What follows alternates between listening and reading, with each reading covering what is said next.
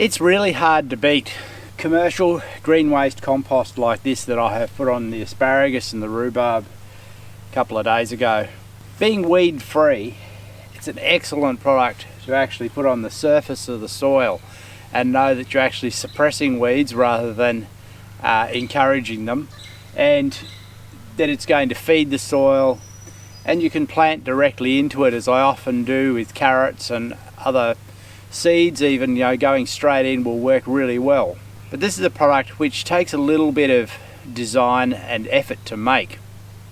It needs, firstly, sufficient resource so that you can actually build up heat. So minimum for making hot compost is a cubic meter to put together, and it needs a balance of carbon and nitrogen materials. Now, for many of us home gardeners, having that much resource at any one time and having that correct balance to put together is not always easy. Often what you have is the dribs and drabs that come along. It's weeding, it's garden scraps as they come. And what that means is that yes, sometimes you can put it together into hot compost and generate heat, but it's a lot easier to make a cold compost, or what I prefer to call a lazy compost, than it is to make this type of hot compost.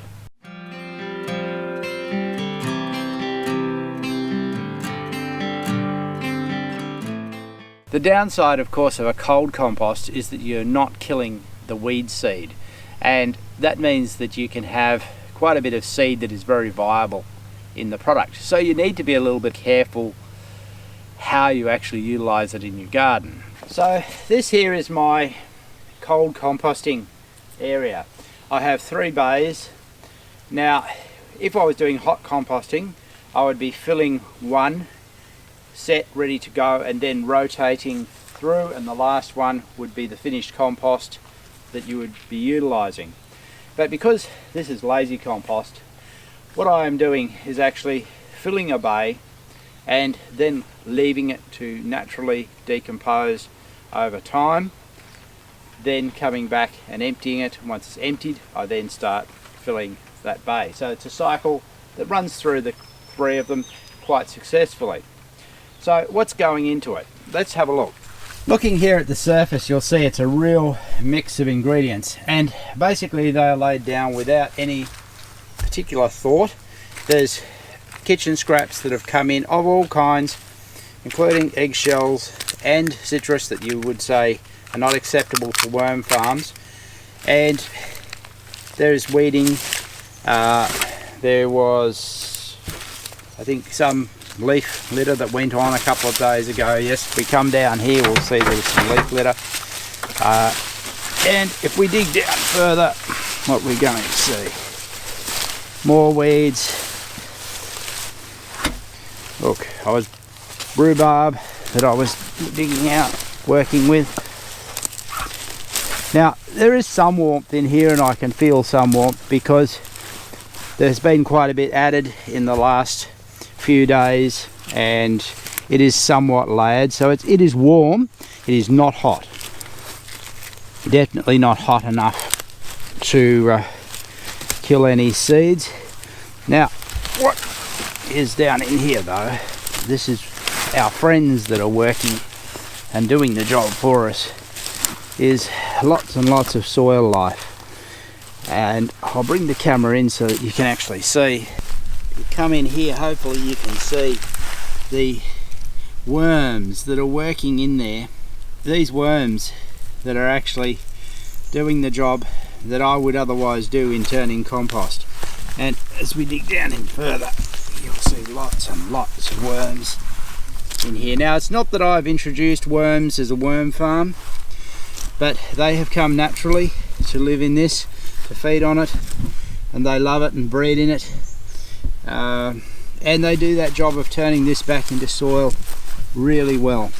So I will continue to fill this bay until it is basically not only just full, but is staying full. So like the first time it reaches full, it will go down very, very quickly, and sometimes I'll jump on it even press it down. But once it starts to stay full, which it's getting pretty close to now, that it's not going down quickly, in another month or so it'll be overflowing rather than just full. And so that's the point where I need to move on to another bay and start filling that. So here in this bay I have the completed result. Now there's a few potatoes that have tried to grow in there, and as I dig this out I'll find a few of those and we can have a bit of a feed. But the result here is pretty much now like soil, and this is probably been a little bit too long. I would normally take it out probably 2 or 3 months ago. It's been here because it's over winter and I haven't had the need to utilize it. To utilize this, if I was to put this on top of the soil the same way as I use the green waste compost, because it has a fair bit of weed and vegetable seeds in it, I would get a lot of growth coming from it. So I've got another way that I prefer to utilize that, and I'll show you that shortly. But how long does it take to do this? Well, I probably fill these 3 bays across the course of 12 to 18 months. And that means that at least every 6 months I have one of these available to dig out and to utilize in the garden and to enrich the soil with. The in-between bay you can cover with some weed mat or something along those lines to suppress weed growth while it's actually breaking down. If you keep it moist, like it is at the moment here in winter, it's staying moist, it does break down faster than if it's allowed to dry out. Generally, this being absolute lazy compost, don't do anything about watering it in summer. But I believe if I did water it in summer, I would get a faster breakdown and a quicker result, so that I could probably produce one of these every 4 months. Now, what I'm going to use my compost for is to plant some potatoes. That way I will dig the furrow and put the potatoes in, cover the potatoes with some compost, and then put a little more soil over the top of that compost. By trapping it in the soil, there's actually less weed germination then that occurs, and you grow fantastic potatoes with that fantastic compost you're actually putting on it. It's late winter and it's trying to rain today. I've had this section covered with plastic. Now the plastic that I've used here is greenhouse plastic. I've utilized that because it is very long lasting and it's not going to break down near as quickly as the black plastic that I've used in the past. However, the negative side of using the greenhouse plastic is that it's clear and things grow under it. Now I've already grown a crop of green manure under this and rotary hoed that in a few weeks back. There's still some weed growth there now, so I need to take it off, see what I can do to deal with that weed growth before I put the potatoes in. As I said, it's trying to rain and there's lots and lots of water sitting on this plastic. If I hadn't had this plastic over here, I wouldn't be doing this at all because it'd actually just be mud. The ground is very, very slushy underfoot. But I'll carefully take this plastic off, trying to get as little water into this soil as possible so that I can actually work with it. Now, even though this soil might be relatively dry on the surface, there's quite a lot of moisture in the ground below because it basically is wicking up. So rather than rotary hoe or anything like that, because that's already been done, when I had the green manure crop in it, I rotary hoed it. So what I'm going to do is just level it with the fork hoe, disturbing anything that's growing in it, and that will be sufficient to deal with it at this stage. The less working the better in these conditions. And as you can see, there's potatoes trying to grow in it from previous crops, which means that I will have no trouble getting the potatoes to come up and grow. However, it's early.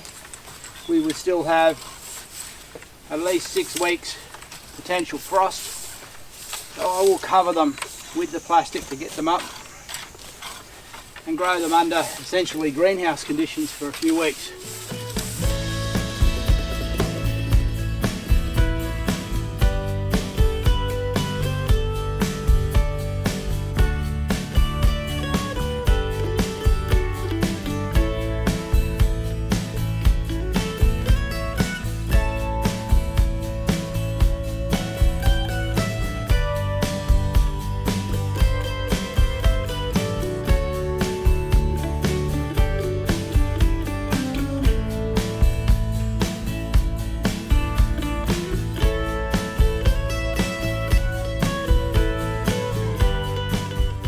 So now that these potatoes are laid out, I can go and dig out that compost. There'll be a few potatoes that I'll harvest while I dig it, but I'll then bring it and cover these potatoes with a nice cover over them. There's enough there to get it into the ground and get these potatoes covered, and then I will put more soil over the top of that compost so that the seeds are not actually seeing the light so much. So having covered the compost back in using the wheel hoe, which is a nice easy way of doing it, I've then brought the plastic back over, so now it's covered up nicely. It will keep the soil warm over the next few weeks. As I said earlier, we could get frosts up to the next 6 weeks. So doing it like this, my goal is to achieve some nice early potatoes, probably coming along early summer. But what are the compost heap? How much have we used? Well, I used 3 full heaped wheelbarrow loads on those potatoes, and I reckon there's probably as much left there, another 3 wheelbarrow loads. Having the iron at the base, which is not completely covering because the worms can come up around it, gives me a nice clear base to shovel from, that I know that I'm getting the compost, not the soil from underneath. Now, I don't want to discourage you if you are successfully making hot compost for yourself, have mastered that technique. Look, don't be discouraged, keep on doing it. But if composting is a little bit of a challenge to you and you think it's all too much and all too difficult, definitely do some lazy composting. Make cold compost, because it is so easy. You don't have to think about what you're putting in when you're putting it in. Just add it, let the worms do the job. You build it, they'll come and eat it, and they'll produce a product for you that is so good for the soil and much better to have than doing nothing at all.